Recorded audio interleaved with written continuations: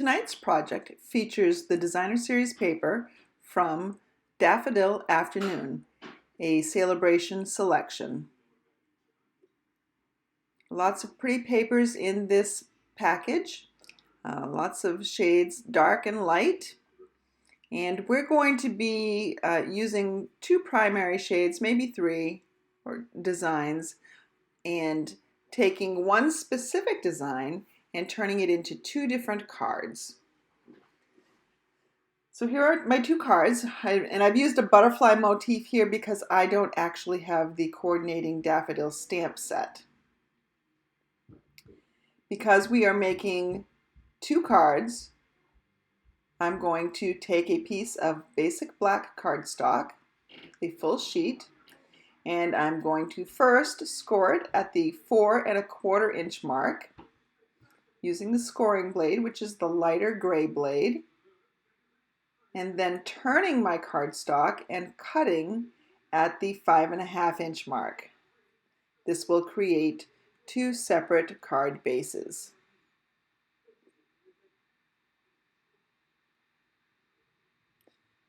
I'm just going to fold along that score line and burnish with my bone folder.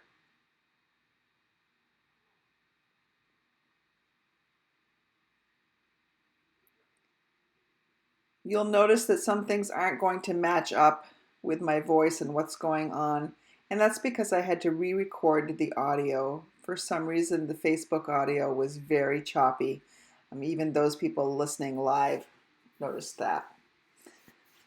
So what I'm going to do now is take one sheet of the Daffodil Afternoon, the one with a black background, and I'm going to use some stitched rectangles to cut that into a frame and then the inside of the frame.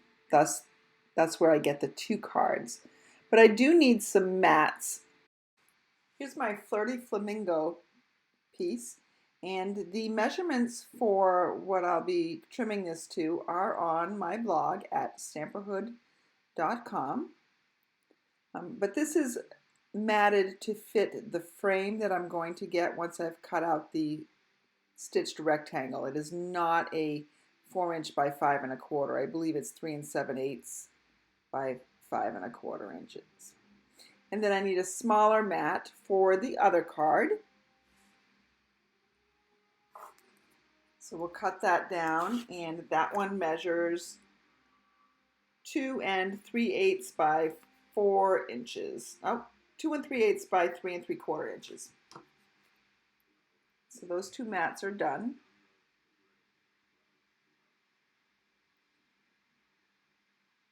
Now I'm going to bring in the designer series paper piece that I am focusing on for the fronts of these cards.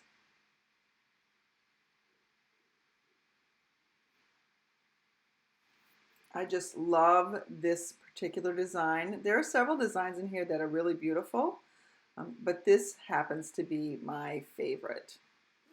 And notice that there is a right side or direction to it, so make sure that your daffodils are pointing up.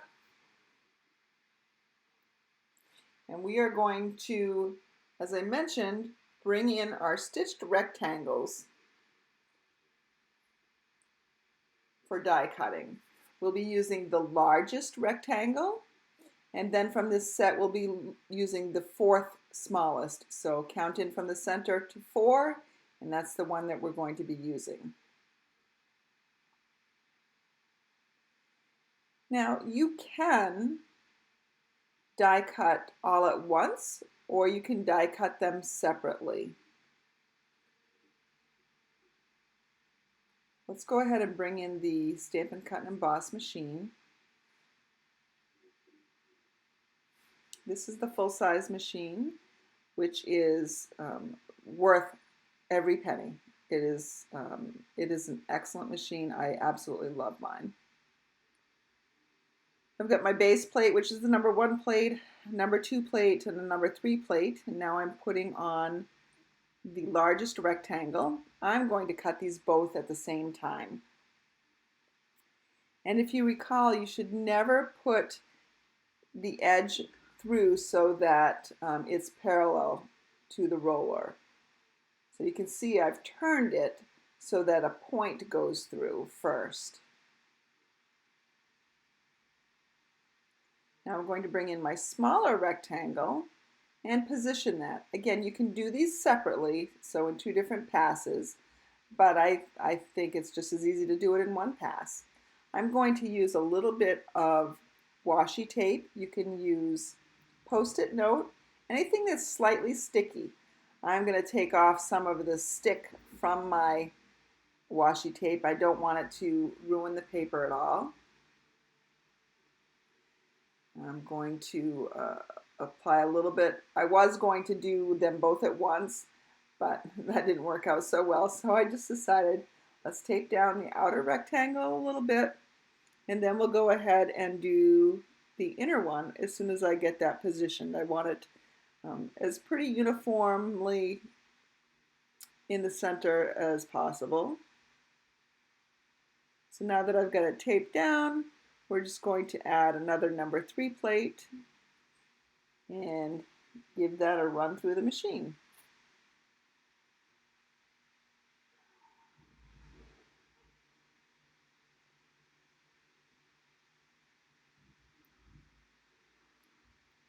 Now you want to be very careful when you are removing the washi tape. So this looks like you could probably use it for something, but it's really quite thin. When you're removing the washi tape, just go slowly. You don't want to tear anything. You can use those pieces of washi tape over again. It removes easily. Just take your time. And I run my thumb along the inside of these. It tends to like to stick with the rectangles because of all the stitching, but it really does come out fairly easily. So we'll go ahead and you can see the stitching here. The stitching is really very pretty. You have it on both sides, the inside and the outside edges. And same thing for this piece that you cut out. You had stitching on that as well. You can see that these have stitching on both sides, inside and outside, making these dies very versatile.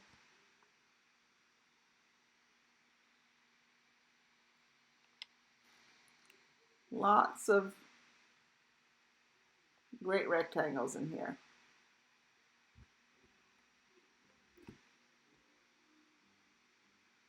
Just put these away.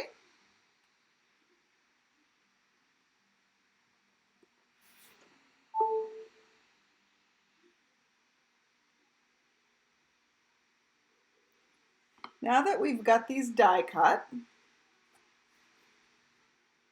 you can see that we're almost ready to start layering. One of the cards needs an extra layer. Let me sort my pieces a little bit. So these two layers go together, but if you look at my original card, there's this very vanilla piece in here, and that's actually tucked behind the frame. It's not just laying on top, because if it laid on top, I wouldn't be able to see that stitching. So before we glue this down, we need to take care of that very vanilla piece. But let's set this aside for a second because we can start adhering layers on this other card. I'm going to take my Tombow liquid glue and just apply a little bit of it to this the back of this designer series paper.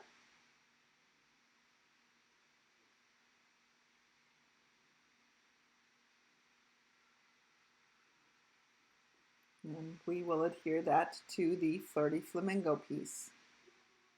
Want to make sure my daffodils are facing the right direction, even though I know I could have just turned it around afterwards. It was mounted on this piece because I haven't mounted it onto the card yet. Let's set that aside for just a moment. So this other piece is a secondary coordinating piece of designer series paper. and it's the back of the very busy one. I like this side better.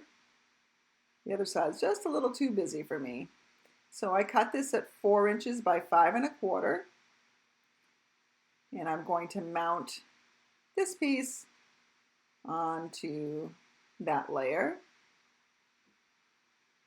centering it. And there are nice lines on this one, so it's going to be fairly easy to get it nice and squared up.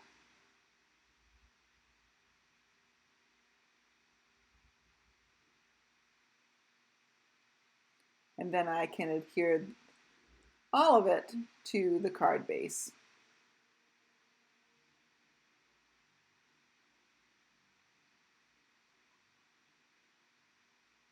See how the black card just ties in the black from the inside Designer Series paper so nicely.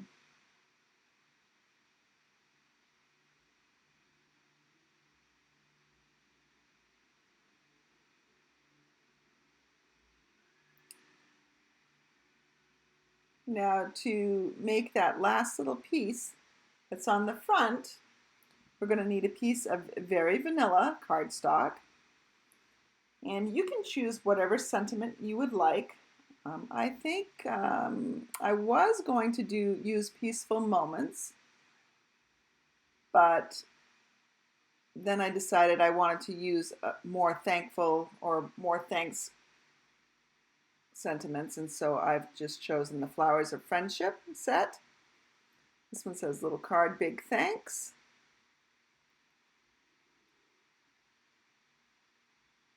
Mount that. Then I'm going to get my Flirty Flamingo ink pad out.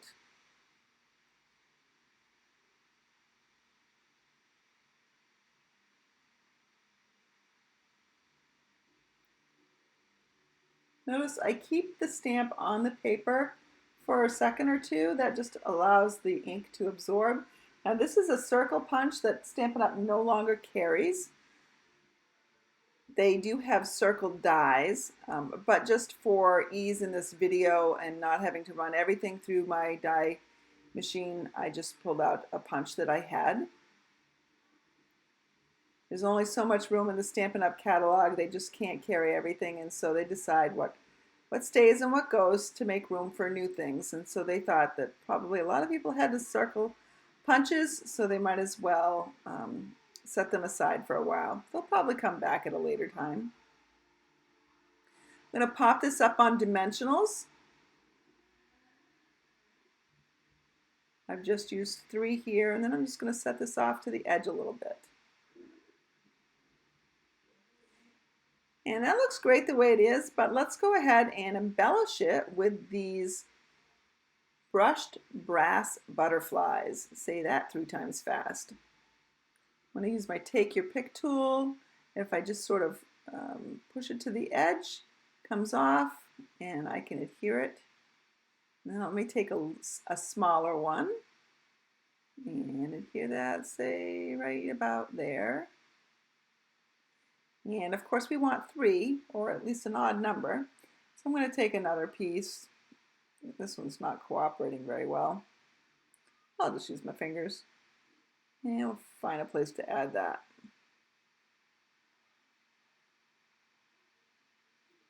And so we've embellished the front. That looks good. Of course we need to do something with the inside. So I'm going to take a piece of this same paper that coordinates with the one on the outside. I'm going to cut it to 5 1/4 by 4 inches.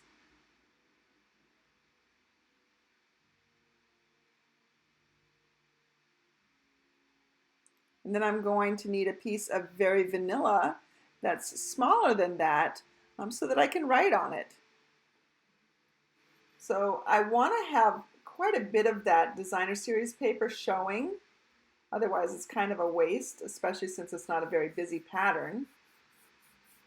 So let's cut it 1 inch in each direction smaller than that piece. So let's cut it at 3 by 4 1/4.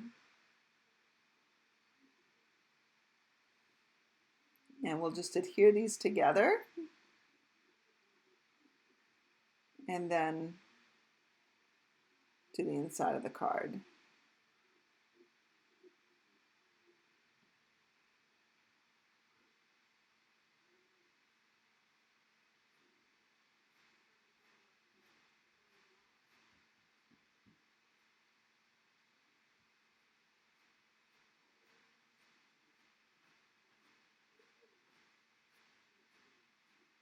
The colors in those that plaid, those are Flirty Flamingo and Pale Papaya. Pale Papaya is one of the 2021-2023 in colors. So that card is done. We'll do the envelope a little bit later. So now let's turn our attention to this first card that we were going to make. I went ahead and I stamped a butterfly, and I'm using a different butterfly than on this particular card. I know I need an inside piece that measures, you'll have to check the website or my blog for the measurements on that particular piece, but it's a little bit bigger than the inside of that frame. That'll help me attach it before I attach it to the card base.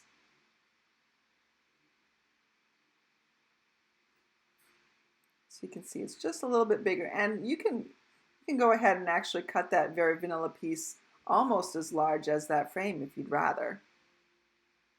Makes positioning it probably a little bit easier. But I like to stamp on it before I actually put it together, so I like to have it at least a bit closer to the actual size.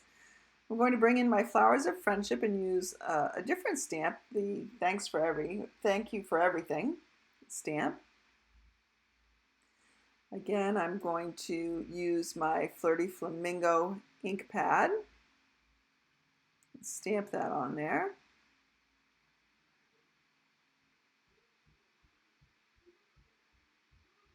You can see how you can make this quite easily a birthday card or any other kind of card just by changing up the sentiment. Just going to line this up in here, see how I'd like it. Probably could have stamped a little bit lower on this piece, but it'll turn out okay. Let's go ahead and adhere this piece of Flirty Flamingo to the base. And if you'll notice, the borders on the top and bottom are a little bit smaller than those on the left and the right, and that's because the Flirty Flamingo piece was cut to give a uniform border with the frame itself. And it gives just about 1/8 of an inch border on all sides. But let's adhere it to the basic black card.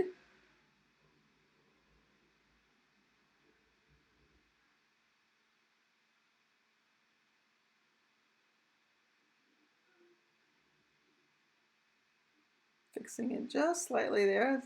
It's the benefit of liquid glue. Now I'm going to put this, I'll try to attach it a little bit left and right there. Get it positioned how I like it.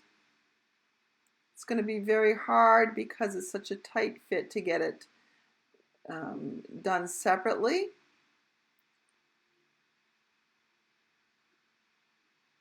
I think I'm going to, instead of using liquid glue, let's not use liquid glue because that might squish out.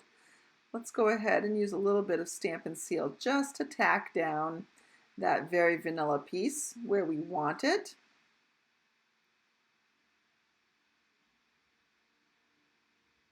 There, that looks about right. So sticking in just some places. Now I can go ahead and use my liquid glue to adhere everything down to that Flirty Flamingo layer that is on the card. Not sure if you can all hear the movie that's playing in the background. My husband is in the other room testing out his fancy new surround sound speakers. with Lord of the Rings. There. That looks good. All we have to do now is decorate it.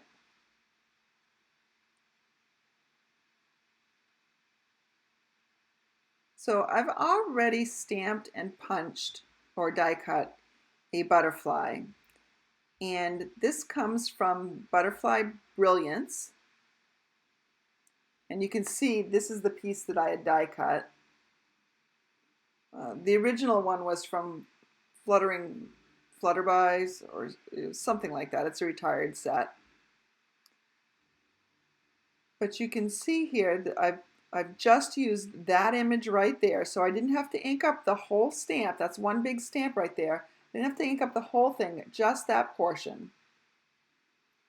And I stamped it in Memento Tuxedo Black. And you can see here where, I just put the pad to the ink, the stamp, and so there's some extras all the way around.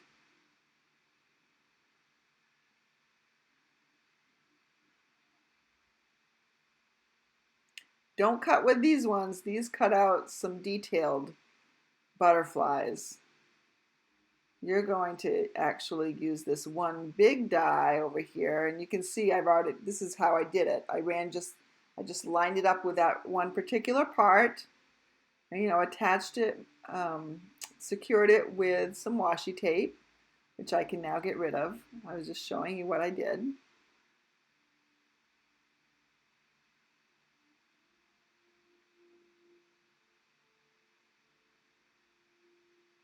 And we're going to be using these two little butterflies as some accent pieces.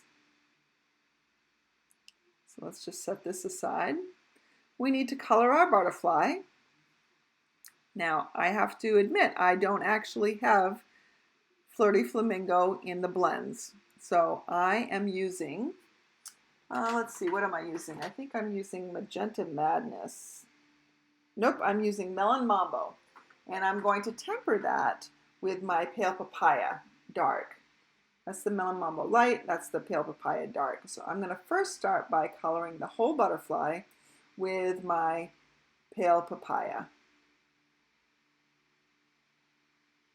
And I can speed this up.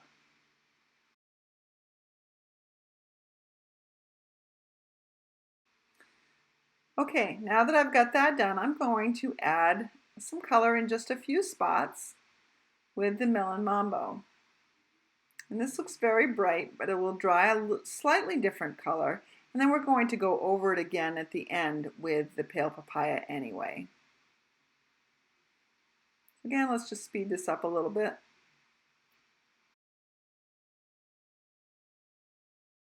Here I'm using my color lifter to just lighten those areas a bit. The pink was really quite bright. So I'm just tempering it a little bit with my color lifter. Now I do want to let this dry a bit before I add another color on top. I will add the Pale Papaya, but let's just let that color lifter do its thing first for a little bit. And while we are waiting for that to happen, let's bring in these two little butterfly dies, and we're just going to use a couple scraps. We're going to use a little scrap of Flirty Flamingo, and somewhere around here I have a piece of Pale Papaya. There we go. And these are just dies. They don't coordinate with a stamp at all from that Butterfly Brilliance. They are just standalone little dies. I'm going to bring in my Stampin' Cut and Emboss machine again.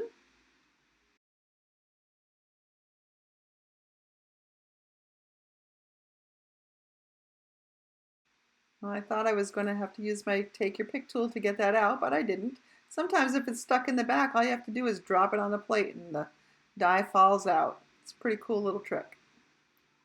But the Take Your Pick tool pointy end does help if things ever do need a little bit more encouragement to come out of the dies. Here I have my magnetic dish that holds my dies so that I don't lose them before I get a chance to put them away. These guys are really, really tiny, so they fit in here nicely, and it's magnetic. They do not slip around.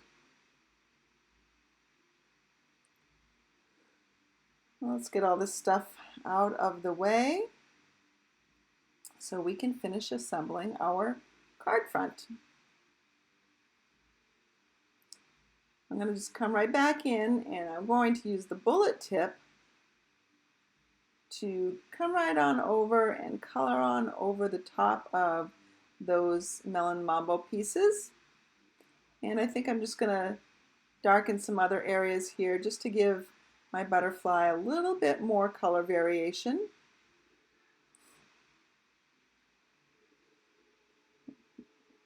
Over the tops, and then let's go ahead and just add in a little bit darker bottom here.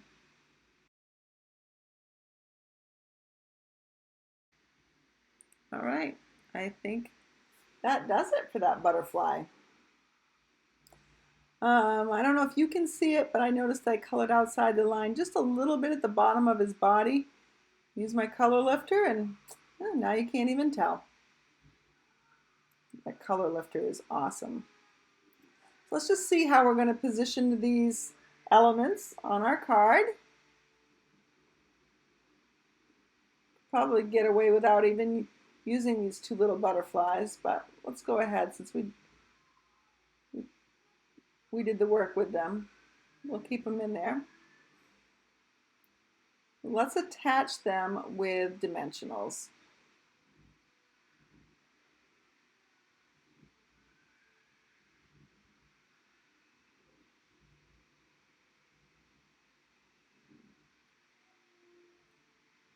Now, you may not recognize those particular scissors. Those are our old craft and rubber scissors when we used to have to cut out the rubber stamps ourselves. Like we had to trim around them ourselves. They didn't come die cut like they do now. But I've kept them because they're great. They are a very sturdy pair of scissors. They're not for fine detail cutting, but they're great with the rubber and the dimensionals. We'll just add some dimensionals to the back of the little butterflies as well.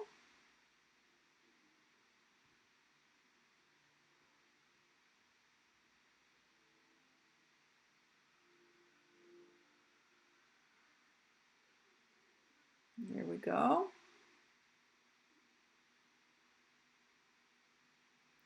So that re-inker that I just showed you, I was talking about a re-inker class that I have coming up. I'm going to be doing a master class on re-inkers. They're not just for re-inking ink pads, and I'm calling it a block party because I have a neighborhood kind of theme, and every neighborhood, every good neighborhood has a block party. So I'm going to be doing that in April, and it's $25 per person. You'll get all the tutorials, video tutorials, and written tutorials for the projects that I'm going to make. It's a day-long retreat. I think there are 7 sessions. Oh, it might even be 8 sessions. I can't quite recall, 7 or 8, but it's 10 projects that we're going to be doing. And so one of the things that we're going to be doing is I'm going to show you how you can do some marbling. Now this is the Simply Marvelous paper that I had used some blending brushes and inks on, but the base of it was marbled already. And so in this re-inker class that I'm going to do, I'm going to show you how you can make your own marbled paper long after the marbling, the Simply Marvelous paper is gone from your stash. So if you are interested in that class, you can contact me at stamperhood@gmail.com for more details. Again, it's a $25 class, and you will get all the access to the videos and the written tutorials, and we'll also be doing door prizes throughout the day. So the more people are that participate, the more door prizes and the bigger door prizes I can give you. So now the only other thing we're going to do is we're going to add a couple of the brushed brass butterflies here. Just 2, and I know some of you are saying, wait, you don't do just 2 of anything. You always do odd numbers. Oops, I got a little bit of putty from my Take Your Pick tool here. Oh, I got that off. So it's not just two. Look, 1, 2, 3, 4, 5. There are 5 total butterflies. So that's good. It's an odd number. I'm going to do the inside of this card the same way that I did the inside of this card, but I'm not going to make you watch me cut that and mount that again. Let's turn our attention to the envelopes. Now we want to dress up our envelopes a little bit, so we need to get some coordinating envelopes, which in this case will be very vanilla envelopes. Here I am kind of looking for them, but they were just stacked up and next to my light, which is why the color just changed. So here they are. I have a touch light, and so that sometimes gets me into trouble when I'm reaching around things. So I can use this pattern. I really love this pattern, but it's so pretty I don't really like to use it. The yellow that I just showed you doesn't quite match, so I could use this piece on my envelope because that coordinates with the other card especially. I don't like this side because it's so busy and it's light. Let's just use this side. So all we need to do is take a little of the liquid glue and we will outline the flap of that envelope with just a little bit of glue right near the edges. Line this designer series paper with the side I want showing out. I'm going to line that right up with the top of the envelope, maybe just inside a little bit. Press down, let that adhere.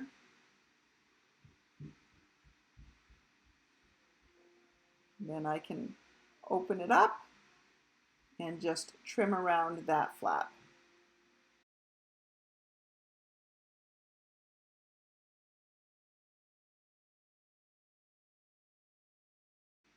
There we go. Pretty little envelope. Do the same thing that I did on the last flap. Just adhere or apply a little bit of adhesive along each edge. You don't want it too close to the edge because you don't want it to seep out, but you have to get it somewhat close so that it sticks down and doesn't get caught in postal machines.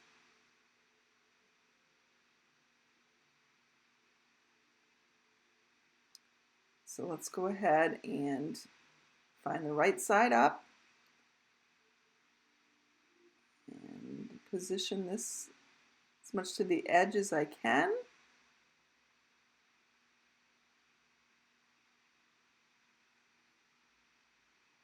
Press down, make sure you've got a good seal around all the edges.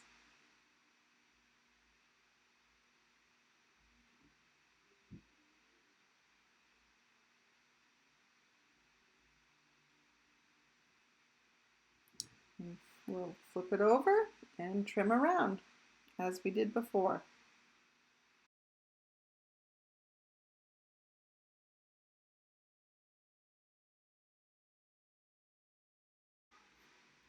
Look at how pretty that is. That is a really sharp looking envelope. And so we have 2 cards, a frame and an inside of a frame with coordinating envelopes. Thanks for joining me.